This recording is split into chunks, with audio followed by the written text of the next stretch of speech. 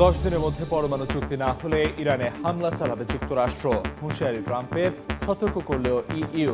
প্রতিরক্ষা জোরদার তেহরানের। গাজা শান্তি পরিষদের প্রথম বৈঠক, $10 বিলিয়ন অনুদান ঘোষণা ট্রাম্পের। উপত্যকায় সামরিক ঘাঁটি নির্মাণের পরিকল্পনার নথি ফাঁস, গার্ডিয়ানের প্রতিবেদন। অসদাচরণের অভিযোগে গ্রেফতারের পর মুক্তি পেলেন সাবেক ব্রিটিশ প্রিন্স অ্যান্ড্রু। নিজেকে নির্দোষ দাবি, মার্কিন প্রেসিডেন্টের দুঃখ প্রকাশ। যুক্তরাজ্যের 110 বছরের ইতিহাসে প্রথমবার নারী মন্ত্রিপরিষদ সচিব নিয়োগ। দায়িত্ব পেলেন ডেম অ্যান্টনিয়া রোমিও। অসাধারণ জনসেবক আখ্যা ব্রিটিশ প্রধানমন্ত্রীর। এবং পাকিস্তানের খাইবার পাখতুনখোয়ায় সেনা অভিযানে 4 সন্ত্রাসী নিহত। বিপুল পরিমাণ অস্ত্র ও গোলাবারুদ উদ্ধার। তেহরিকে তালেবান পাকিস্তানের সদস্য দাবি পুলিশের।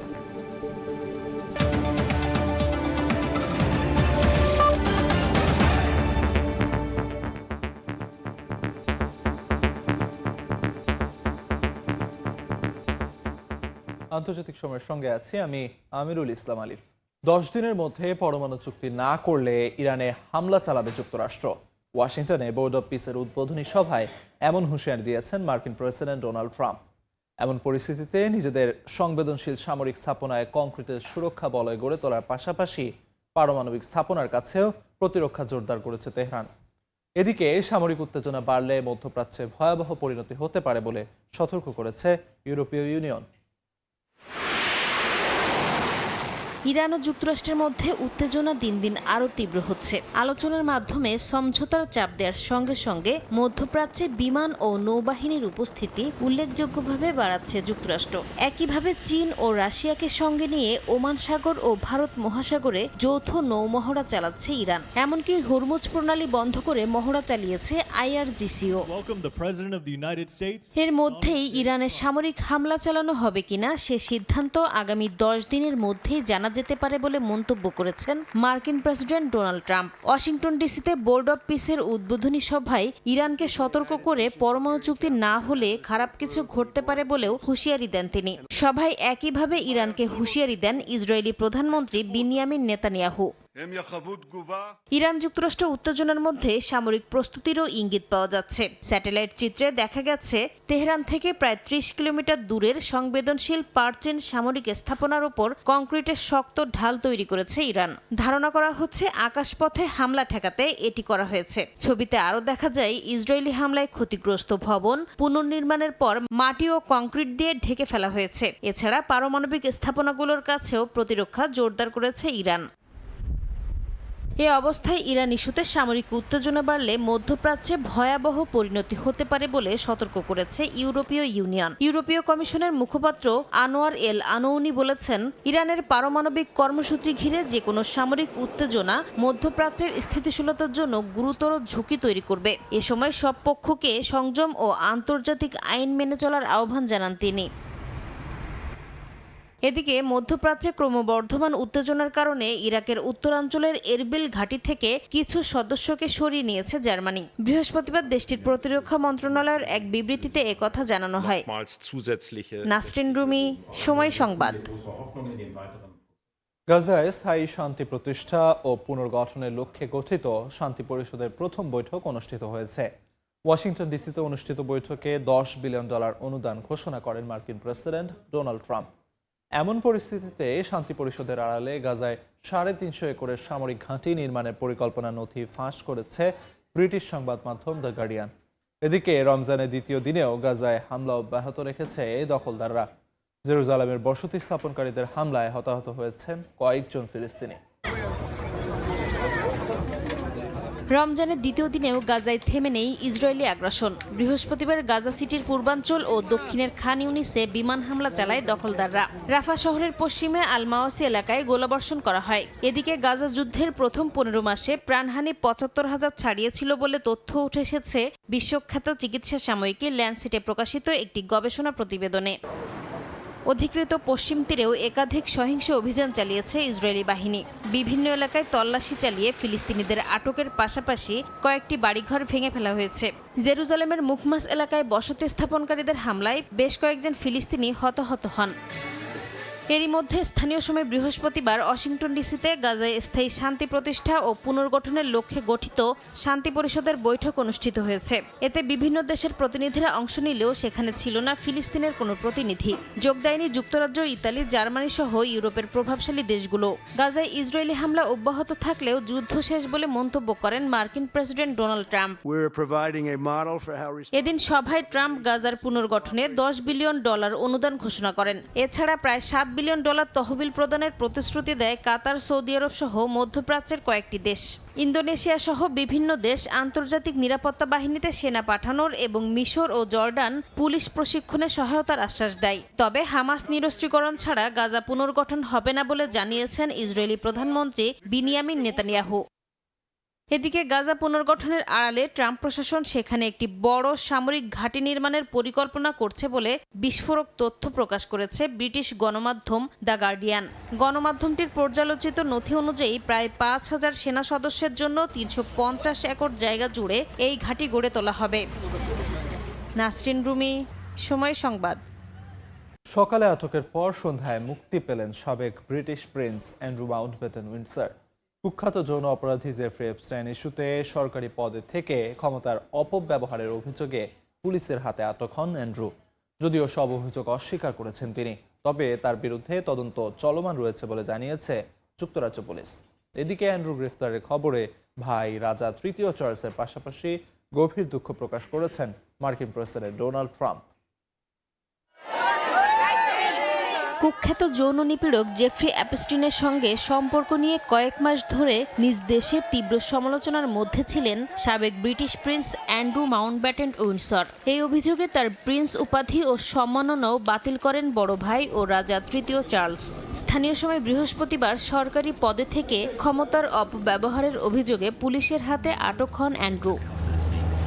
তবে সকালে আটক করা হলেও সন্ধ্যায় তাকে ছেড়ে দেয়া হয়। এদিন নরফোকের একটি পুলিশ স্টেশন থেকে তাকে বের হতে দেখা যায়। ব্রিটিশ গণমাধ্যমে প্রকাশিত একটি ছবিতে একটি গাড়ির পেছনে তাকে হেলান দিয়ে বসে থাকতেও দেখা যায়। এই ঘটনায় টেমস ভ্যালি পুলিশ জানায়, জেফ্রি অ্যাপস্টিনের মাধ্যমে এক নারীকে যুক্তরাজ্যে পাচার করে অ্যান্ড্রুর সঙ্গে যৌন সম্পর্কে জড়ানোর অভিযোগ তদন্তাধীন রয়েছে। এছাড়া যুক্তরাজ্যের বাণিজ্য দূত হিসেবে দায়িত্ব পালনকালে অ্যান্ড্রু অ্যাপস্টিনের সঙ্গে সংবেদনশীল তথ্য আদান প্রদান করার অভিযোগও তদন্ত করা হচ্ছে। অ্যান্ড্রুর বিরুদ্ধে আনুষ্ঠানিকভাবে কোনো অভিযোগ গঠন করা হয়নি। তদন্তের প্রয়োজনে আবার তাকে ডাকা হতে পারে বলে জানায় পুলিশ। তবে বরাবরই তার বিরুদ্ধে ওঠা অভিযোগ অস্বীকার করে এসেছেন সাবেক এই প্রিন্স। এদিকে অ্যান্ড্রুর আটকের পর গভীর উদ্বেগ প্রকাশ করেন তার বড় ভাই ও রাজা তৃতীয় চার্লস। এমনকি তার আটকের ঘটনায় দুঃখ প্রকাশ করেছেন মার্কিন প্রেসিডেন্ট ডোনাল্ড ট্রাম্প। বলেন এটি রাজপরিবারের ওপর খুব খারাপ প্রভাব ফেলবে।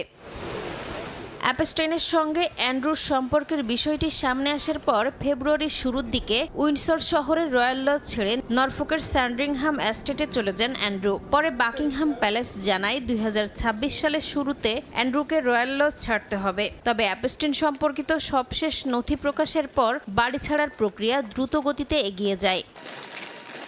নাসরিন রুমি, সময় সংবাদ। যুক্তরাজ্যের ইতিহাসে প্রথম নারী হিসেবে ক্যাবিনেট সেক্রেটারি হলেন ডেম অ্যান্টোনিয়া রোমিও। প্রধানমন্ত্রী কিয়ার স্টারমারের আস্থায় শীর্ষস্থানীয় এই সিভিল সার্ভিস পদে তার নিয়োগ প্রাপ্ত হন তিনি। স্থানীয় সময় বৃহস্পতিবার তাকে মন্ত্রিপরিষদ সচিব পদে নিয়োগ দেন ব্রিটিশ প্রধানমন্ত্রী। এর মধ্য দিয়ে যুক্তরাজ্যের 110 বছরের ইতিহাসে প্রথমবারের মতো কোনো নারী সিভিল সার্ভিসের সর্বোচ্চ পদে নিয়োগ পেলেন। তিনি ক্রিস ওয়ারমন্ডের স্থলাভিষিক্ত হচ্ছেন। এই পদে রোমিও প্রধানমন্ত্রীর শীর্ষ নীতি উপদেষ্টা ও সমগ্র সিভিল সার্ভিসের প্রশাসনিক প্রধান হিসেবে কাজ করবেন। এর আগে তিনি যুক্তরাজ্য সরকারের বেশ কয়েকটি বিভাগে কাজ করেছেন। সবশেষ স্বরাষ্ট্র বিভাগের স্থায়ী সচিব হিসেবে দায়িত্ব পালন করেছেন রোমিও। তার পেশাদারিত্বে মুগ্ধ হয়ে তাকে অসাধারণ জনসেবক আখ্যা দিয়েছেন ব্রিটিশ প্রধানমন্ত্রী। পাকিস্তানের খাইবার পাখতুনখোয়ায় লাক্কি মারওয়াতে সেনা অভিযানে অন্তত 4 সন্ত্রাসী নিহত হয়েছে। বৃহস্পতিবার দেশটির ISPR জানায়, গোপন সংবাদের ভিডিওতে লাক্কি মারওয়াত জেলায় অভিযানে নামে নিরাপত্তা বাহিনী। এ সময় সন্ত্রাসীদের সঙ্গে তীব্র গোলাগুলি হয়। পরে ঘটনাস্থল থেকে 4 জনের মরদেহ উদ্ধার করে আইন শৃঙ্খলা রক্ষা বাহিনী। অভিযানে বিপুল পরিমাণ অস্ত্র ও গোলাবারুদ উদ্ধার হয়েছে বলে জানানো হয়। ISPR জানায়, নিহতরা এলাকায় একাধিক সন্ত্রাসী কর্মকাণ্ডে জড়িত ছিল। তারা নিষিদ্ধ তেহরিকে তালেবান পাকিস্তানের সদস্য বলে দাবি তাদের। এদিকে সফলভাবে অভিযান সম্পন্ন করায় আলাদা বিবৃতিতে নিরাপত্তা বাহিনীকে অভিনন্দন জানিয়েছেন প্রেসিডেন্ট আসিফ আলী জারদারি ও প্রধানমন্ত্রী শাহবাজ শরীফ। দক্ষিণ কোরিয়ার সাবেক প্রেসিডেন্ট ইয়ন সুক ইয়োলকে যাবজ্জীবন কারাদণ্ড দেওয়া হয়েছে। 2024 সালে সামরিক আইন জারি করে রাষ্ট্রদ্রোহের নেতৃত্ব দেওয়ার অপরাধে স্থানীয় সময় বৃহস্পতিবার সিউল সেন্ট্রাল ডিস্ট্রিক্ট কোর্ট এর রায় ঘোষণা দেন। অনেকেই এটিকে রাজনৈতিক প্রতিহিংসা বলে অভিহিত করেন। এদিকে রায়ের বিরুদ্ধে আপিল করা হবে কিনা সে বিষয়ে এখনও আনুষ্ঠানিক কোনো ঘোষণা আসেনি। দক্ষিণ কোরিয়া থেকে মোহাম্মদ হানিফের রিপোর্টে বিস্তারিত। 2024 সালে আকস্মিক সামরিক আইন জারি করে রাষ্ট্রদ্রোহের নেতৃত্ব দেওয়ার অপরাধে দক্ষিণ কোরিয়ার সাবেক প্রেসিডেন্ট ইয়ন সুক ইয়োলকে যাবজ্জীবন কারাদণ্ড দিয়েছেন আদালত। বৃহস্পতিবার সিউল সেন্ট্রাল ডিস্ট্রিক্ট কোর্টের বিচারক জি গুইন ইয়ন এই ঐতিহাসিক রায় ঘোষণা করেন। আদালতের পক্ষ থেকে জানানো হয়েছে, দক্ষিণ কোরিয়ার ফৌজদারি আইনের বিদ্রোহের নেতৃত্বের শাস্তি 3টি: মৃত্যুদণ্ড, সশ্রম যাবজ্জীবন অথবা বিনাশ্রম যাবজ্জীবন কারাদণ্ড। আদালত বিভিন্ন বিষয় বিবেচনা করে ইয়োলকে যাবজ্জীবন কারাদণ্ড দেন। রায় ঘোষণার সময় সাবেক এই প্রেসিডেন্ট অত্যন্ত শান্ত ও নির্বিকার ছিলেন। কোনো ধরনের প্রতিক্রিয়া দেখা যায়নি। তার আইনজীবীদের দাবি, এই সামরিক আইন জারি প্রেসিডেন্টের সাংবিধানিক ক্ষমতার বৈধ প্রয়োগ এবং জাতীয় সংকট সম্পর্কে জনগণকে সতর্ক করার পদক্ষেপ ছিল।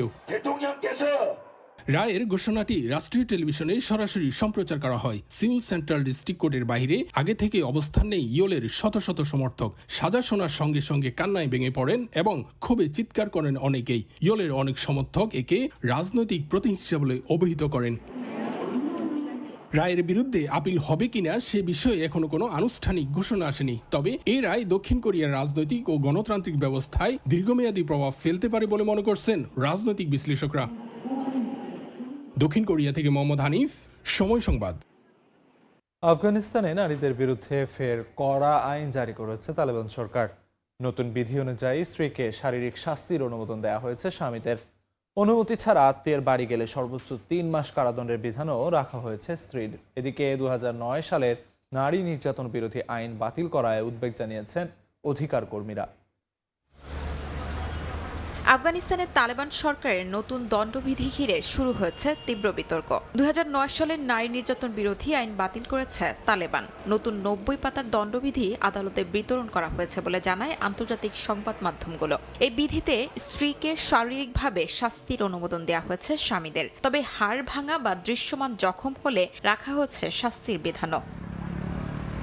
বিধি অনুযায়ী স্ত্রীর ওপর অতিরিক্ত শক্তি প্রয়োগে জখম বা হাড় ভাঙলে স্বামীর সর্বোচ্চ 15 দিনের কারাদণ্ড হতে পারে। তবে দোষী সাব্যস্ত হওয়ার জন্য নির্যাতিত স্ত্রীকে পুরো হিজাব পরা অবস্থায় আদালতে দিতে হবে নির্যাতনের প্রমাণ। পাশাপাশি থাকতে হবে স্বামী বা প্রাপ্তবয়স্ক কোনো পুরুষ অভিভাবক। অন্যদিকে স্বামীর অনুমতি ছাড়া আত্মীয়র বাড়ি গেলে সর্বোচ্চ 3 মাস কারাদণ্ডের বিধানও রাখা হয়েছে স্ত্রীর। নতুন দণ্ডবিধিতে আফগান সমাজকে উলামা, আশরাফ, মধ্য ও নিম্ন এই 4 শ্রেণীতে ভাগ করা হয়েছে। একই অপরাধের শাস্তি নির্ধারিত হবে অপরাধের ধরন নয়, বরং অভিযুক্তদের সামাজিক অবস্থান অনুযায়ী। কোনো ইসলামী পণ্ডিত অপরাধ করলে তার ক্ষেত্রে কেবল পরামর্শই যথেষ্ট। আশরাফ শ্রেণীর জন্য সমন ও পরামর্শ, মধ্য শ্রেণীর জন্য কারাদণ্ড আর নিম্ন শ্রেণীর ক্ষেত্রে কারাদণ্ডের পাশাপাশি বিধান রয়েছে শারীরিক শাস্তিরও। এদিকে দেশটিতে তালেবান কর্তৃপক্ষ ইসলামী আইন অনুযায়ী পুরুষদের দাড়ি 1 মুঠির চেয়ে ছোট না রাখার নির্দেশ কঠোরভাবে বাস্তবায়নের কথা বলা হয়েছে। দাড়ি বেশি ছোট করে কাটলে নাপিতদের আটক করা হচ্ছেও দেশটিতে। শিউলি রোজা, সময় সংবাদ। পবিত্র মাহে রমজানে ইফতার বাজার জমে উঠেছে দক্ষিণ এশিয়ার পর্যটন নির্ভর দেশ মালদ্বীপে।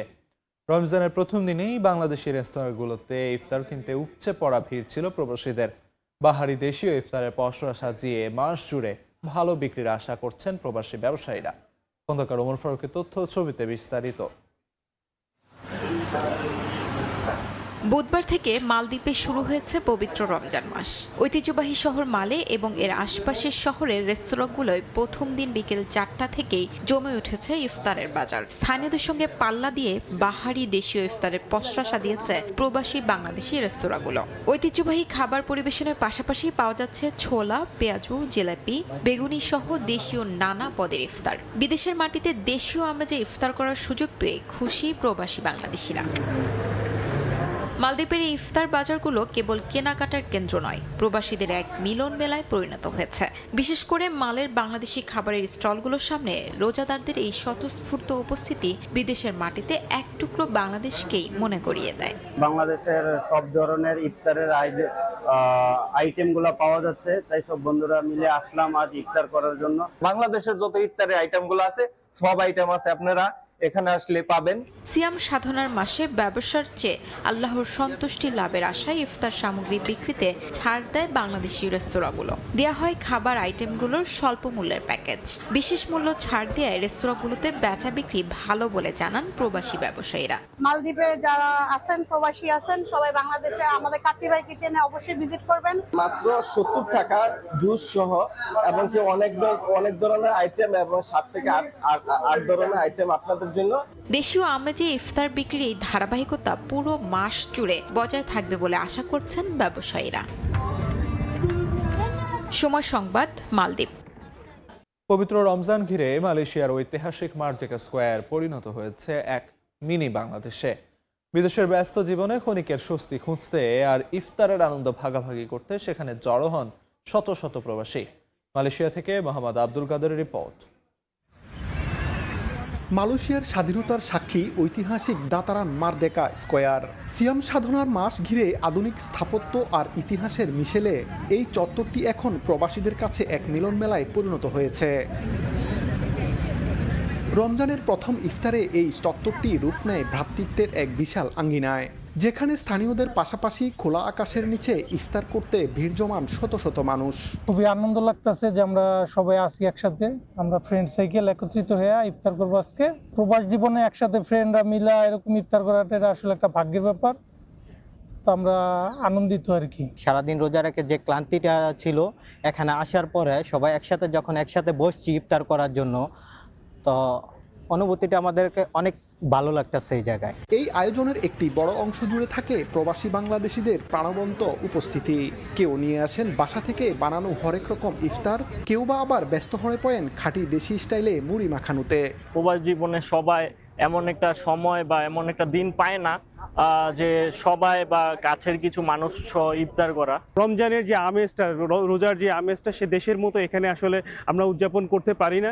তথাপিও আমরা এখানে অনেক যারা আমরা আছি, আমাদের ক্লোজ যারা আছে, বন্ধু বান্ধব যারা আছে, সবাইকে নিয়ে আমরা আসলে আজকে ইফতার করতে এসেছি। আমাদের খুব ভালো লাগছে। মারদেকা স্কোয়ারের এই দৃশ্য যেন বিদেশের মাটিতে এক টুকরো স্বস্তি আর শেকড়ের টান। প্রবাসী রেমিটেন্স যোদ্ধাদের কাছে এই ইফতার একতাবদ্ধ থাকার এক অনন্য প্রয়াস। মোহাম্মদ আব্দুল কাদের, সময় সংবাদ, কুয়ালালামপুর, মালয়েশিয়া। পবিত্র রমজান মাসে আধ্যাত্মিকতার পাশাপাশি আন্তর্জাতিক সম্পর্কের এক অনন্য হাতিয়ার হয়ে উঠেছে ইফতার ডিপ্লোমেসি বা কূটনৈতিক ইফতার। যুক্তরাষ্ট্রের হোয়াইট হাউস থেকে শুরু করে বিশ্বের ক্ষমতাধর দেশগুলোতে ইফতার আয়োজনের নেপথ্যে থাকে মুসলিম বিশ্বের সঙ্গে সুসম্পর্ক বজায় রাখা এবং সফট পাওয়ার প্রদর্শনের গভীর রাজনৈতিক কৌশল। আত্মশুদ্ধি আর সংযমের এই মাসে মুসলিম উম্মাহ যখন সিয়াম সাধনায় মগ্ন, তখন পর্দার আড়ালে বিশ্ব রাজনীতির দস্তরখানে চলে এক ভিন্নধর্মী সমীকরণ। একে বলা হয় ইফতার ডিপ্লোমেসি বা কূটনৈতিক ইফতার, যেখানে খেজুরের মিষ্টি স্বাদের আড়ালে আলোচিত হয় তিক্ত ভূ রাজনৈতিক সংকট। যুক্তরাষ্ট্রের হোয়াইট হাউসে টমাস জেফারসনের আমল থেকে শুরু করে আধুনিক যুগে ডোনাল্ড ট্রাম্প পর্যন্ত সবার আমলে ইফতার মাহফিল আয়োজন একটি প্রথা হয়ে দাঁড়িয়েছে। কিন্তু এই আয়োজনের পেছনে থাকে গভীর কৌশল। মুসলিম বিশ্বের দেশগুলোর সাথে সুসম্পর্ক বজায় রাখা এবং নিজ দেশের মুসলিম নাগরিকদের মন জয় করাই থাকে এর মূল লক্ষ্য। তবে এবারে রমজান ভিন্ন। বিশেষ করে গাজা এবং মধ্যপ্রাচ্যের জ্বলন্ত পরিস্থিতিতে ইফতারের টেবিল যেন অনেকটা কাঁচের ঘরের মতো। একদিকে যখন বড় বড় শক্তিগুলো ইফতারের দাওয়াত দিচ্ছে, অন্যদিকে তখন তাদের সরবরাহ করা অস্ত্রেই প্রাণ যাচ্ছে নিরীহ মানুষের। এই বৈপরীত্য ইফতার ডিপ্লোমেসিকে এক বড় চ্যালেঞ্জের মুখে দাঁড় করিয়েছে। এর আগে অনেক মুসলিম নেতা ও অ্যাক্টিভিস্ট পশ্চিমা দেশ সরকারি ইফতার বর্জন করেছেন প্রতিবাদ হিসেবে। ইফতারের টেবিলে অনেক সময় চরম শত্রুরাও পাশাপাশি বসেছে। মধ্যপ্রাচ্যের দেশগুলোর মধ্যে সম্পর্কের উন্নয়ন কিংবা দুই রাজনৈতিক পক্ষের সমঝোতা, অনেক কিছুই শুরু হয় এক গ্লাস শরবত আর এক টুকরো খেজুর বিনিময়ের মাধ্যমে। একে বলা হয় সফট পাওয়ার কূটনীতি। কূটনীতিতে কোনো কিছুই কারণ ছাড়া ঘটে না। ইফতারের এই সাদা দস্তরখান কখনো শান্তির বার্তা বয়ে আনে, আবার কখনো হয়ে ওঠে নিছক লোক দেখানো প্রথা। তবে সাধারণ মানুষের প্রত্যাশা একটাই, ইফতারের এই আধ্যাত্মিক আবহ যেন কেবল আলোচনার টেবিলে সীমাবদ্ধ না থেকে বিশ্বের নির্যাতিত মানুষের জীবনে প্রকৃত শান্তি আর স্বস্তি ফিরিয়ে আনে। শেখ সাদি মারজান, সময় সংবাদ। মেক্সিকো সিটিতে অনুষ্ঠিত হয়েছে বছরের প্রথম ভূমিকম্প মহড়া। তারই অংশ হিসেবে সাইরেন বাজতেই রাস্তায় নেমে আসে লাখো মানুষ। সরকার বলছে যে কোনো দিন যে কোনো সময় ভূমিকম্পের জন্য যেন বাসিন্দারা প্রস্তুত থাকে, তার জন্য এই আয়োজন। যে কোনো সময় যে কোনো জায়গায় ঘটতে পারে ভূমিকম্পের মতো প্রাকৃতিক দুর্যোগ, আর তাই আপৎকালীন সময়ে করণীয় অনুশীলন করতে মেক্সিকো সিটিতে করা হয়েছে অভিনব এক আয়োজন। গোটা শহর জুড়ে চালানো হয়েছে ভূমিকম্পের মহড়া। মেক্সিকো সিটির মেয়র ক্লারা ব্রুগাদা জানান, ৮২ লাখ মানুষ এই মহড়ায় অংশ নেয়, যেখানে ভবন ও ঝুঁকিপূর্ণ এলাকাগুলো থেকে বাসিন্দাদের সরিয়ে নিতে প্রয়োজন হয় গড়ে ১ মিনিট ৫২ সেকেন্ড। জানুয়ারি ও ফেব্রুয়ারিতে একাধিক ভূমিকম্পের পর শহরটিতে প্রতিরক্ষামূলক প্রস্তুতি জোরদার করা হয়েছে। আমার মনে হয় এটি খুবই ভালো কৌশল। আগে এসব মহড়া সাধারণত সেপ্টেম্বরে হতো। তারিখ পরিবর্তন করায় আমরা বুঝতে পারছি এটি একটি জরুরি পরিস্থিতি। ভূমিকম্প যে কোনো সময় যে কোনো দিন হতে পারে, শুধু সেপ্টেম্বরে নয়। মহড়ার অংশ হিসেবে বিকেল ৫টায় সাইরেন বাজে শহর জুড়ে। মোবাইল ফোনেও পাঠানো হয় সতর্কবার্তা। অফিস টাওয়ার থেকে সারিবদ্ধভাবে বেরিয়ে আসেন কর্মীরা। এঞ্জেল অফ ইন্ডিপেন্ডেন্স এলাকায় দেখা যায় বাসিন্দাদের শৃঙ্খলাবদ্ধভাবে সরিয়ে নেওয়ার চিত্র। নিরাপত্তা কর্মীরা রাস্তায় দাঁড়িয়ে তাদের দিক নির্দেশনা দেন। রাজধানীর কেন্দ্রস্থলে গাড়ি দুর্ঘটনার দৃশ্য সাজানো হয়। এ সময় ধ্বংসস্তূপে আটকে পড়া ভুক্তভোগীদের উদ্ধার করে উদ্ধারকারী দল। স্ট্রেচারে করে সরানো হয় আহতদের। সেনাবাহিনী স্নিফার কুকুর ব্যবহার করে অনুসন্ধানের অনুশীলনও চালানো হয়। হেলিকপ্টার ও অ্যাম্বুলেন্সেও মহড়া চালানো হয়। চলতি বছরে আরও ২ দফা জাতীয় মহড়া হবে ৬ মে ও ১৯ সেপ্টেম্বর। সেপ্টেম্বরে মহড়া হবে সাপ্তাহিক ছুটির দিনে, যার লক্ষ্য হবে কর্মদিবসের বাইরে জরুরি সাড়া দেওয়ার সক্ষমতা যাচাই। আয়োজকদের আশা, নিয়মিত মহড়া মানুষকে আরও সচেতন ও প্রস্তুত করবে। সাদিয়া তাসনিম, সময় সংবাদ। মিয়ানমারে স্বাধীন প্রতিরোধ গোষ্ঠী বিএনআরএ এর প্রধান ওয়েসার হাফেদ আত্মসমর্পণ করেছেন। স্থানীয় সংবাদ মাধ্যম জানায়, ওয়েসার এর নেতৃত্বাধীন যোদ্ধাদের সঙ্গে এনইউজি নিয়ন্ত্রিত পিপলস ডিফেন্স ফোর্সেসের সঙ্গে সংঘর্ষের পর জান্তা হেলিকপ্টারে করে তাকে নিজেদের নিয়ন্ত্রণে নেয়। তবে ন্যাশনাল ইউনিটি গভর্নমেন্ট জানায়, বিএনআরএ এর প্রধান সংঘর্ষের পর আত্মসমর্পণ করেন। অন্যদিকে তানিনথারি অঞ্চলে 2 দিনব্যাপী সংঘর্ষে 20 জনের বেশি জান্তা সদস্য নিহত হয়েছেন, যার মধ্যে কয়েকজন কর্মকর্তা রয়েছেন বলে দাবি প্রতিরোধ বাহিনীর।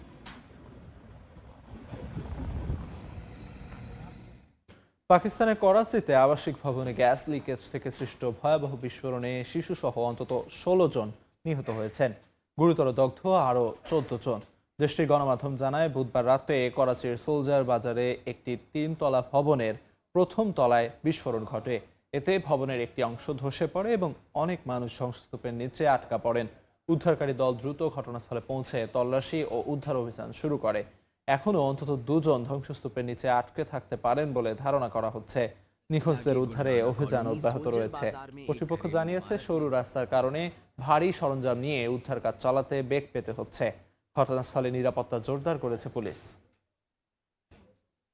নয়াদিল্লিতে অনুষ্ঠিত এআই ইম্প্যাক্ট সামিটে গ্লোবাল সাউথের জন্য বড় বিনিয়োগের ঘোষণা এসেছে। কৃত্রিম বুদ্ধিমত্তা খাতে $50 বিলিয়ন বিনিয়োগ করবে মাইক্রোসফট। একই সঙ্গে ভারতে এআই অবকাঠামো খাতে $200 বিলিয়নেরও বেশি বিনিয়োগের প্রতিশ্রুতি মিলেছে। বিশ্বজুড়ে কৃত্রিম বুদ্ধিমত্তা নিয়ে প্রতিযোগিতা যখন তীব্র হচ্ছে, তখন ভারতে প্রায় 70,000 বর্গমিটার এলাকা জুড়ে চলছে এআই ইম্প্যাক্ট সামিট 2026। অংশ নিচ্ছেন বিশ্বের 300-এর বেশি প্রতিষ্ঠান। আয়োজকদের দাবি, গ্লোবাল সাউথে আয়োজিত এটি প্রথম আকারের এআই সম্মেলন। কৃত্রিম বুদ্ধিমত্তা প্রদর্শনীর বিশাল এই আয়োজনে আসছে বড় অঙ্কের বিনিয়োগের প্রতিশ্রুতি। এআই ইম্প্যাক্ট সামিটে গ্লোবাল সাউথে এআই খাতে আগামী কয়েক বছরে $50 বিলিয়ন বিনিয়োগ করার ঘোষণা দিয়েছে মাইক্রোসফট। গ্লোবাল সাউথে কৃত্রিম বুদ্ধিমত্তা পৌঁছে দিতে আমরা দশক শেষ হওয়ার আগেই $50 বিলিয়ন বিনিয়োগের পথে রয়েছি। অবকাঠামো গড়ে তোলা এবং দক্ষতা উন্নয়ন দুটি ক্ষেত্রেই বিনিয়োগ করবে মাইক্রোসফট। এরপর আমাদের নিশ্চিত করতে হবে হবে এআই যেন মানুষের জন্য কাজ করে। সামিটে ভারতেও বড় বিনিয়োগের প্রতিশ্রুতি এসেছে। আগামী 7 বছরে প্রায় $110 বিলিয়ন বিনিয়োগ করে এআই সম্পর্কিত অবকাঠামো গড়ে তোলার পরিকল্পনা ঘোষণা করেছে ভারতের রিলায়েন্স ইন্ডাস্ট্রিজ। এআই খাতে আরও $100 বিলিয়ন বেশি বিনিয়োগের প্রতিশ্রুতির মধ্যে রয়েছে আদানি গ্রুপ, মাইক্রোসফট এবং ডেটা সেন্টার প্রতিষ্ঠান ইয়োটায়ের বিনিয়োগ পরিকল্পনা। বিশেষজ্ঞরা বলছেন, এই বিপুল বিনিয়োগ বাস্তবায়িত হলে গ্লোবাল সাউথে এআই প্রযুক্তির বিকাশ ও কর্মসংস্থানে বড় প্রভাব পড়তে পারে। জিনা তারা জশোয়া, সময় সংবাদ। সংযুক্ত আরব আমিরাতের প্রেসিডেন্ট শেখ মোহাম্মদ বিন জায়েদ আল নাহিয়ানের সঙ্গে সাক্ষাৎ করেছেন মার্কিন সিনেটর লিন্ডসে গ্রাহাম। বুধবার আবুধাবিতে অনুষ্ঠিত এই বৈঠকের কথা নিজেই এক্সে পোস্ট করে নিশ্চিত করেন গ্রাহাম। এর আগে সপ্তাহ জুড়ে সামাজিক মাধ্যমে শেখ মোহাম্মদের স্বাস্থ্যের অবস্থা নিয়ে চলে নানা জল্পনা কল্পনা। তুরস্কের president Recep Tayyip Erdogan Abu Dhabi সফর স্থগিত করার পর তার কার্যালয়ে এক পোস্টে আমিরাত নেতার স্বাস্থ্যগত সমস্যার কথা উল্লেখ করে, যদিও পরে সেটি মুছে ফেলা হয়। এরপর গ্রাহাম জানান তিনি 1.5 ঘন্টা বৈঠক করেছেন এবং আমিরাত প্রেসিডেন্টকে ঘিরে ছড়ানো তথ্য ভিত্তিহীন বলে উড়িয়ে দেন। সংযুক্ত আরব আমিরাত ও সৌদি আরবের মধ্যে ক্রমবর্ধমান দূরত্বের জেরে আবুধাবিকে ঘিরে সমালোচনা বেড়েছে। জাপানের ওসাকার বাণিজ্যিক ও সাংস্কৃতিক প্রাণকেন্দ্র দোতনবরি, যেখানে প্রতিটি দিনই যেন শুরু হয় উৎসবের আবহ নিয়ে। নদীকেন্দ্রিক নগর পরিকল্পনা, আধুনিক বিনোদন ব্যবস্থা, ঐতিহ্যবাহী খাবার সংস্কৃতি এবং আলোকসজ্জায় ভরা রাত্রি জীবন, সব মিলিয়ে এটি শুধু একটি পর্যটন স্পট নয়, বরং ওসাকার প্রাণস্পন্দন। স্থানীয় বাসিন্দাদের নিত্যদিনের মিলন মেলা থেকে শুরু করে বিশ্বের নানা প্রান্ত থেকে যাওয়া পর্যটকদের পদচারণায় দিন রাত মুখর থাকে এই এলাকা। জাপান থেকে শাকিল মাহমুদের রিপোর্ট। মূলত দোতনবরি নদীকে ঘিরেই গড়ে উঠেছে দোতনবরি শহর। প্রায় 1.5 কিলোমিটার দীর্ঘ দোতনবরি রিভার ওয়াক। নদীর 2 তীর জুড়ে নির্মিত এই মনোরম পদচারণার পথ দিনে শান্ত ও আরামদায়ক পরিবেশ দেয়, আর সন্ধে নামলেই ঝলমলে আলোয় রূপ নেয় এক প্রাণবন্ত উৎসব মঞ্চে। নদীর পানিতে প্রতিফলিত নিয়ন আলোর ঝলমলে দৃশ্য, যা পর্যটকদের মুগ্ধ করে। এখানে হাঁটতে হাঁটতে দর্শনার্থীরা উপভোগ করেন শহরের সৌন্দর্য, সেতুর নকশা এবং নদীর স্নিগ্ধতা, যা একসঙ্গে তৈরি করে এক অন্যরকম অভিজ্ঞতা। নদী তীর জুড়ে রয়েছে অসংখ্য রেস্তোরাঁ, ক্যাফে ও স্ট্রিট ফুডের দোকান, যেখানে ওসাকার ঐতিহ্যবাহী অক্টোপাস বল সহ বিভিন্ন সামুদ্রিক ও জাপানি খাবার পরিবেশন করা হয়। খাবারের সুগন্ধ আর মানুষের কোলাহলে পুরো এলাকা হয়ে ওঠে প্রাণচঞ্চল। রাস্তার পাশে শিল্পীদের গান, বাদ্যযন্ত্রের সুর এবং বিভিন্ন পরিবেশনা এই স্থানকে রূপ দেয় এক উন্মুক্ত সাংস্কৃতিক অঙ্গনে। নদীর পাশে অবস্থিত বিখ্যাত গ্লিকো চলন্ত মানুষের সাইনবোর্ড, যা দোতনবরির প্রতীক হিসেবে পরিচিত এবং পর্যটকদের জন্য জনপ্রিয় ছবি তোলার স্থান। দোতনবরির আরেকটি প্রধান আকর্ষণ হলো নদীতে নৌ ভ্রমণ, যেখানে প্রায় 20 মিনিটের ভ্রমণে দেখা যায় আলোকিত শহরের ভিন্ন ভিন্ন রূপ। পানির উপর ভেসে থেকে উপভোগ করা যায় সেতু, ভবন আর ব্যস্ত রাত্রি জীবনের দৃশ্য। তার পাশে অবস্থিত 77 মিটার উচ্চতার এবিসি টাওয়ার ফেরিস হুইল, যেখান থেকে পুরো নদী ও নগর দৃশ্য ধরা দেয় বিস্তৃত পরিসরে। একই ভবনে রয়েছে জনপ্রিয় জাপানের ডিসকাউন্ট স্টোর ডন কুইজিট। কেনাকাটা, বিনোদন, খাবার ও নদী ভ্রমণ সহ সব মিলিয়ে দোতনবরি নদীবর্তী এলাকা সত্যি ওসাকার স্পন্দন, যেখানে প্রতিটি মুহূর্তেই অনুভূত হয় উৎসবের আমেজে। শাকিল মাহমুদ, সময় সংবাদ, জাপান। আন্তর্জাতিক সময়ের শীর্ষ সংবাদগুলো জানিয়ে দিচ্ছি আরেকবার। 10 দিনের মধ্যে পরমাণু চুক্তি না হলে ইরানে হামলা চালাবে যুক্তরাষ্ট্র, হুঁশিয়ারি ট্রাম্পের। সতর্ক করল ইইউ। প্রতিরক্ষা জোরদার তেহরানের। গাজা শান্তি পরিষদের প্রথম বৈঠক, $10 বিলিয়ন অনুদান ঘোষণা ট্রাম্পের। উপত্যকায় সামরিক ঘাঁটি নির্মাণের পরিকল্পনার নথি ফাঁস, গার্ডিয়ানের প্রতিবেদন। এবং অসৎ আচরণের অভিযোগে গ্রেফতারের পর মুক্তি পেলেন সাবেক ব্রিটিশ প্রিন্স অ্যান্ড্রু। নিজেকে নির্দোষ দাবি, মার্কিন প্রেসিডেন্টের দুঃখ প্রকাশ।